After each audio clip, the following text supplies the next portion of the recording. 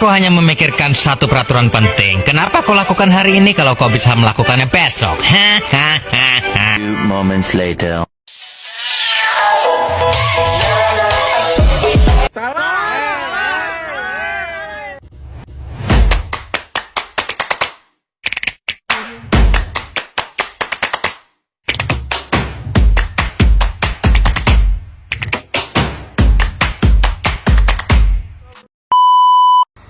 Hai, Assalamualaikum warahmatullahi wabarakatuh. Perkenalkan, nama saya Zaskia Aulia Rahma dengan NIM 25110310007.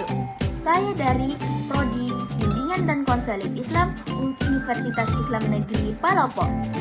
Saya membuat video ini dalam rangka memenuhi tugas ujian akhir semester dari mata kuliah Kesehatan Mental yang diampu oleh Ibu Nurul Amira, Esos MPD. Adapun materi keenam yang akan saya bawakan ini, isu global dan lokal dalam kesehatan mental serta kesehatan mental pasca pandemi COVID-19. Kesehatan mental merupakan bagian esensial dari kesejahteraan manusia dan termasuk hak asasi yang fundamental. Sebelum pandemi COVID-19, isu ini sering terpinggirkan karena dominasi fokus pada kesehatan fisik serta kuatnya stigma sosial. Pandemi kemudian menjadi titik balik yang menguatkan urgensi kesehatan mental secara global, pembatasan sosial, tekanan ekonomi, dan kehilangan anggota keluarga. Serta isolasi berkepanjangan menyebabkan meningkatnya kasus depresi, kecemasan, PTSD, dan penyalahgunaan zat. Di Indonesia, situasinya diperparah oleh kesenjangan akses layanan, keterbatasan tenaga profesional, faktor budaya, dan hambatan ekonomi. Kelompok rentan seperti pekerja informan, penyandang disabilitas, masyarakat adat, dan masyarakat berpenghasilan rendah menghadapi dampak yang lebih berat. Stigma terhadap gangguan mental juga masih menghambat masyarakat untuk mencari pertolongan. WHO telah menyerukan peningkatan investasi integrasi layanan kesehatan mental ke layanan premier, serta penguatan edukasi publik. Pemerintah Indonesia merespon melalui perluasan layanan telemedicine melalui layanan berbasis komunitas serta program edukasi untuk menurunkan stigma. Faktor resiko bunuh diri. Faktor resiko bunuh diri. Bunuh diri merupakan tindakan mengakhiri hidup secara sengaja, umumnya dipicu rasa putus asa berkepanjangan.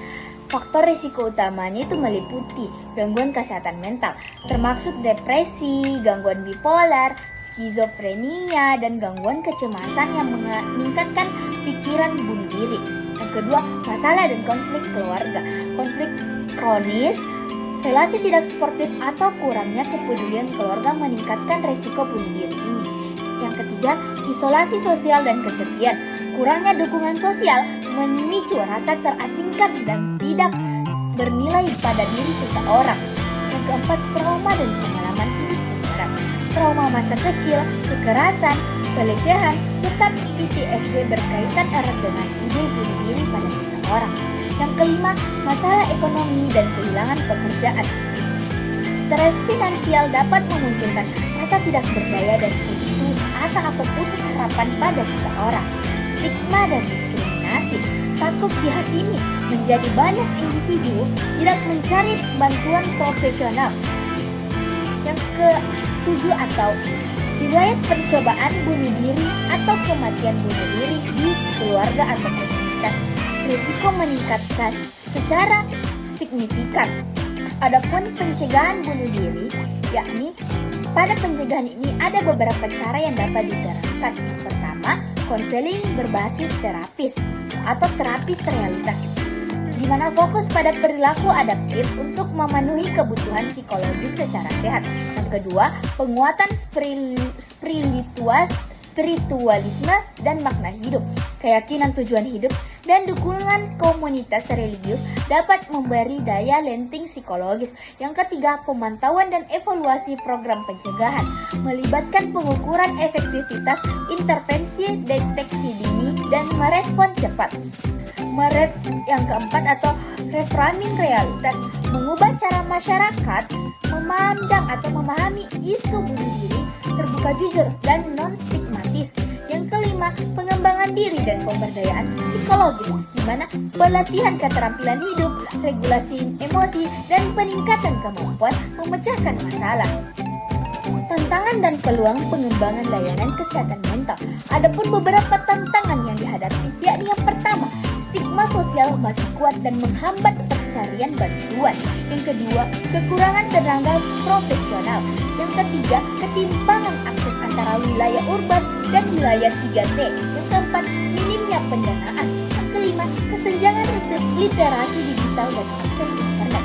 Adapun peluangnya, yang pertama, ekspansi layanan digital seperti telekonseling, aplikasi kesehatan mental. Yang kedua, program pemerintah seperti sehat mental untuk semua di puskesmas. Yang ketiga, peningkatan dukungan sektor swasta dan komunitas dalam edukasi dan layanan. Yang keempat, potensi penguatan investasi dan intensif tenaga kesehatan. Yang kelima, meningkatnya kesadaran masyarakat pasca pandemi. Karena banyaknya kasus ini, kebijakan pemerintah terhadap kesehatan mental di Indonesia, penguatan layanan kesehatan jiwa diintegrasikan dalam transformasi kesehatan dengan 6 pilar utama. Yang pertama, penguatan layanan primer seperti promosi dan pencegahan, edukasi publik, deteksi dini, dan konseling dasar. Yang kedua, perbaikan sistem rujukan agar kasus berat dapat tertangani pada fasilitas yang lebih memadai. Yang ketiga, ketahanan sistem kesehatan termasuk telemedicine, hotline, dan ketersediaan obat. Yang keempat, pembiayaan melalui JKN untuk memperluas akses layanan jiwa terproteksi. Yang kelima, pemenuhan tenaga kesehatan jiwa seperti psikiater, psikolog, perawat jiwa, dan konselor. Yang keenam, transformasi teknologi kesehatan termasuk telepsikologi dan layanan sejiwa. Bunuh diri itu dipengaruhi berbagai faktor seperti gangguan mental, konflik keluarga, isolasi sosial, trauma, masalah ekonomi, stigma, dan riwayat bunuh diri. Pencegahannya memerlukan konseling efektif, dukungan spiritual melalui program evaluasi, reframing isu, dan serta pemberdayaan diri. Kebijakan kesehatan mental Indonesia berfokus pada 6 pilar transformasi layanan, termasuk penguatan layanan primer, sistem rujukan, telemedicine, pembiayaan JKN, peningkatan SDM, dan teknologi kesehatan. Tantangan pengembangan layanan mental meliputi stigma, keterbatasan tenaga profesional, ketimpangan akses, rendahnya pendanaan, serta hambatan digital. Namun, peluang penguatan layanan terbuka luas melalui digitalisasi, kolaborasi lintas sektor, dan meningkatnya kesadaran publik pasca pandemi. Itulah yang sempat saya sampaikan, kurang dan lebihnya mohon dimaafkan. Wabillahi taufiq wal hidayah. Assalamualaikum warahmatullahi wabarakatuh.